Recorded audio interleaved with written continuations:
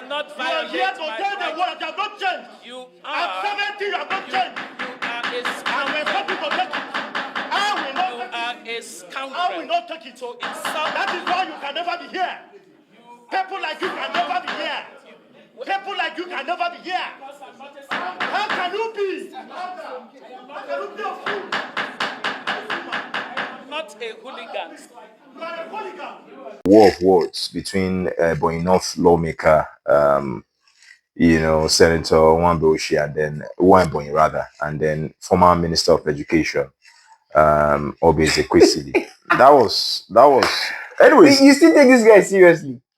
I have to because wait, number one, we live in a patriarchal society, and someone like Ezekwesili, she would be almost mentally annihilated as a result of whatever conversation she must have had with that senator. Because she's a former minister of education. She's been there, done that. She's been in politics for quite a while. She's well spoken. Yeah. She's calm. She's charismatic, cerebral. So at some point, and I like the fact that she said, "I'm not taking sides here. I'm just looking at the various the intensity of what they are saying since that fallout yesterday." When she said she actually liked the fact that she had that conversation with the senator.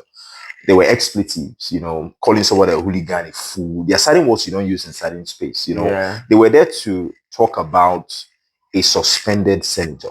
What are the breeding grounds for whatever happened? And she was there in a particular office. And then the senator was also there, and then they were asking questions. And it took it from the man in charge of that committee, and it now became their own fight completely. I like to be very objective as a historian. You want to also find the background of the story. The background of the problem. The problem is the fact that let's be very candid. Natasha Akpoti-Uduaghan, suspended senator representing Kogi Central, was not given a fair hearing in the Senate. Exactly. It was more or less like a hastened judgment. They just hit the nail on the head. Like the voice vote we had on readings. Yeah. They knew what they wanted to do to her. It was obviously a punishment to lay precedent for any other person who might, quote unquote, want to disrespect their daddy. You understand the point?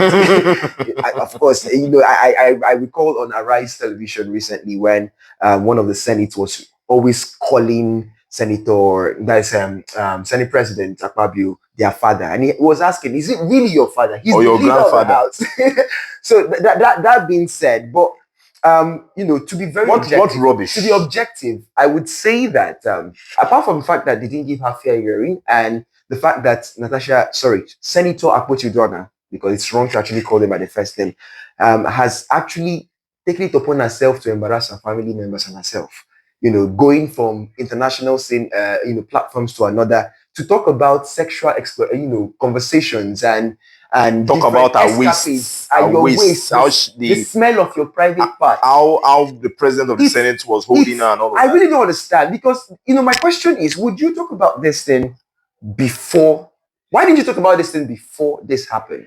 Why is it now suddenly that all of a sudden that you have been suspended? You have turned it. She's trying to change the narrative from the fact that it was a seat issue, gaslighting, to a sexual harassment issue. I don't buy that. No, sure. See.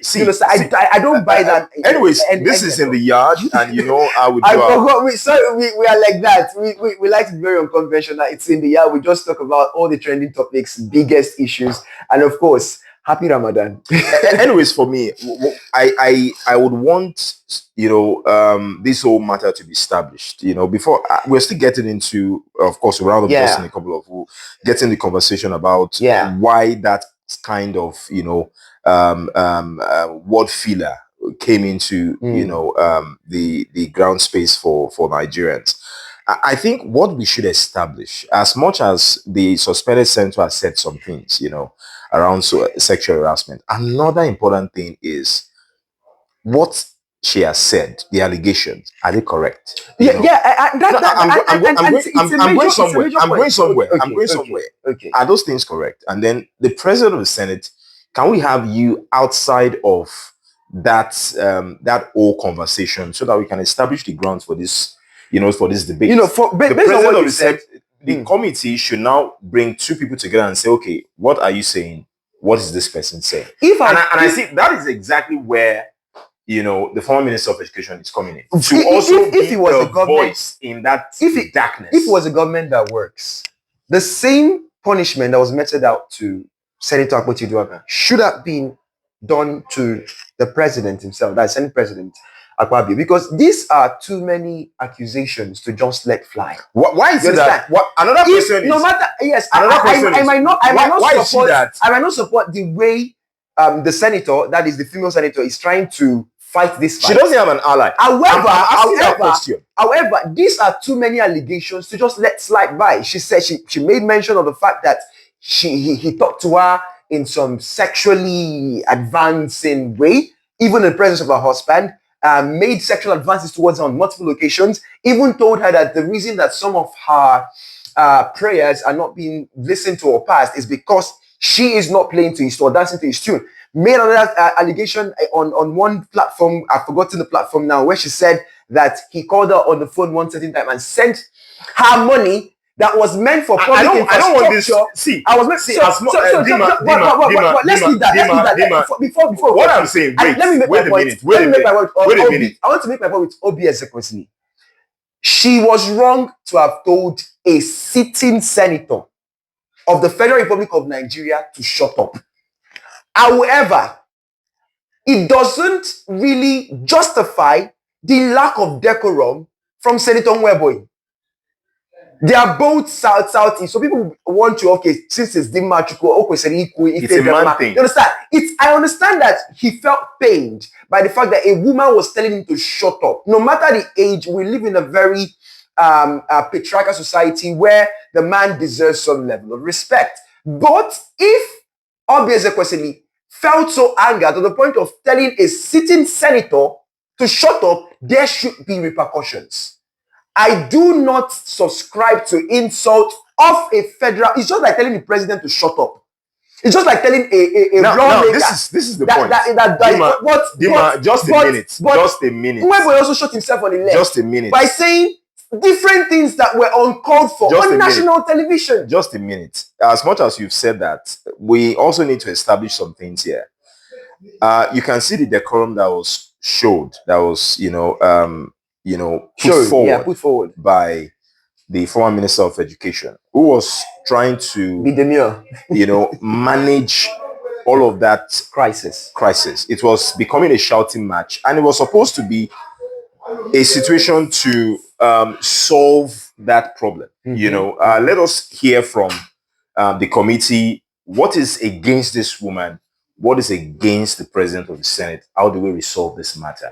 So for the senator, I guess because maybe the president of the Senate has a hold on them, and it wouldn't be fair for someone who is an outsider, because the man asked that, why are you even here? And that sort of casts some level of insult on, on Ezekwesili, who felt for a moment that, what exactly are you saying? I'm here in a particular capacity to help address this issue. And perhaps that was the reason why she was triggered. And she said it on air that she was not in any way apologetic for what she has said. Yeah, she says she's happy that she has made a point in quote, a patriarchal society to help Nigerians understand what women pass through. And I felt for a moment that Nwaebonyi, he fell into that trap. He fell into the trap. That's exactly my point. Because the funny thing is, if she had said shut up, and as a sitting which was wrong, if he had managed the situation, he would have bought some sympathies of Nigerians. But do you see the way they run? I doubt. If you talk about sympathies, he might have bought the sympathy because they would check the reason why she said shut up. They would check his response to the said insult and the way he handled the situation. But somebody said shut up. You called her a hooligan, called her all sorts of names, called her different things. How many times did she respond to that?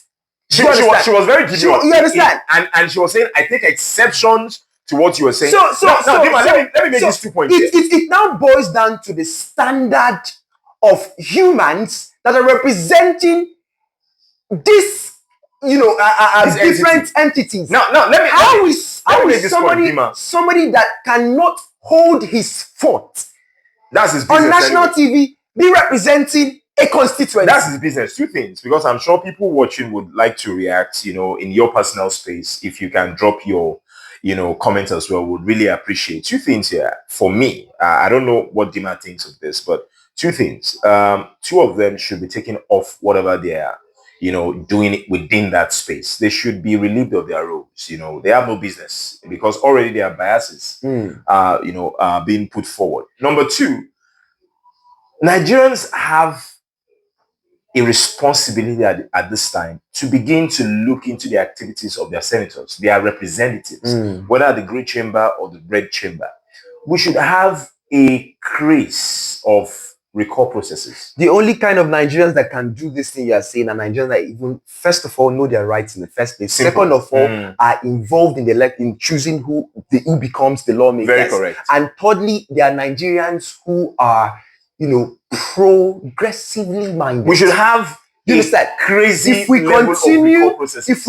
if we are in the same state of recycling old buffoons, people who I take exception to that statement. quote and unquote do not even have a business in the Senate. We should not have senators that are calling who they have pointed out as their leader as daddy. Stop that. Father. Anyways, let us know what you think. Please, see, don't spare me. Let's have your comments. I would have wanted us to reduce the tension right now with Nigeria's environment. No, I'm not interested. But that is a story for another day. So I think we'll just round off with Tolebi and Ramadan. You understand? Right? Maybe they can play us that. Exactly. Cheers, guys. Thank you very much for listening. Join us next time, of course, very soon when we come up with another trending topic. It's been a pleasure doing this with you. My name is Dean Marchuk, the BC Comedy Dima, the Chief, and I've been doing this with the General. Bye.